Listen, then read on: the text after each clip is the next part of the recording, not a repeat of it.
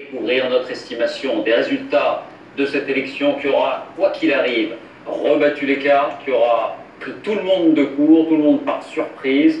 Au moment où je vous parle, la presse et les dirigeants de toute l'Europe, d'une grande partie du monde, attendent ce verdict, les yeux braqués sur les écrans. C'est le cas aussi pour les partisans des deux camps. Ici, on découvre l'image du quartier général de Marine Le Pen. On était sur l'esplanade du Louvre également il y a quelques instants. C'est l'issue de cette campagne, la plus incertaine depuis longtemps. C'est aussi ce soir, et quel que soit le visage qui va s'afficher dans quelques secondes, le début d'une nouvelle ère, puisque ce sera un président de la République, bien entendu, qui n'a jamais exercer ce pouvoir-là. Laurent. Il ne reste que quelques secondes avant de découvrir notre toute première estimation Ipsos Sopra Steria.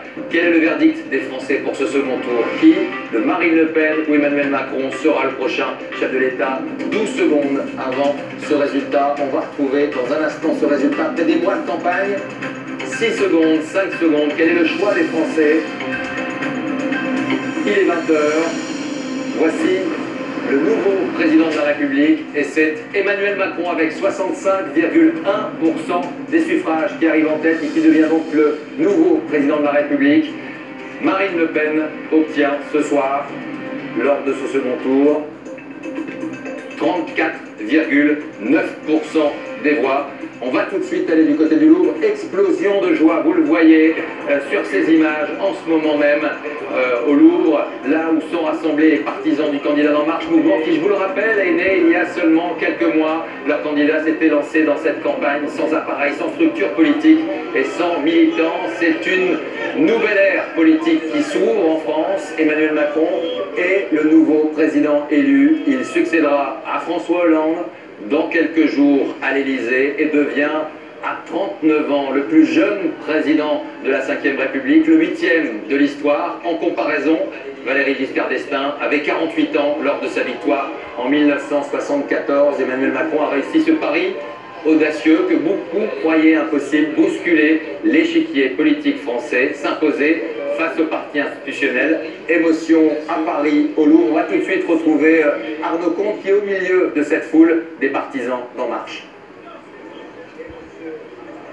Oui Laurent, grosse explosion de joie à l'annonce des résultats et surtout à l'annonce du score à l'instant qui vient d'être diffusé sur les écrans géants. Les drapeaux français sont brandis et les premières choses que l'on nous dit et que l'on nous glisse à l'oreille aujourd'hui, rendez-vous compte, un président de 39 ans, Emmanuel Macron, que beaucoup n'imaginaient pas atteindre les plus hautes fonctions de l'État. Les gens, pour certains, ont beaucoup d'espoir ici pour les 5 prochaines années, pour l'Europe, crient les gens. Et puis il y a ceux qui sont un peu plus sceptiques, qui disent avoir voté, qui avoir en tout cas glissé un bulletin de vote utile dans l'urne et qui attendent de voir, qui attendent notamment les élections législatives qui suivront dans les toutes prochaines semaines. Oui, l'histoire retiendra, on va rester bien sûr sur ces images, que ce 7 mai 2017, la France a choisi son plus jeune chef d'État depuis Napoléon. Un discours décomplexé sur l'Europe, sur la réussite, sur le travail, une tâche immense qui l'attend bien entendu. Votre première analyse, Nathalie Saint-Cric, sur le score également, hein, on va le rappeler, ce score que nous donne Brice Teinturier, un Emmanuel Macron à un peu plus de 65% oui, des et voix. puis en nombre de voix, ça fait plus de 21 millions de voix contre 11,4 millions de voix pour Marine Le Pen. Il y a 9 millions d'écart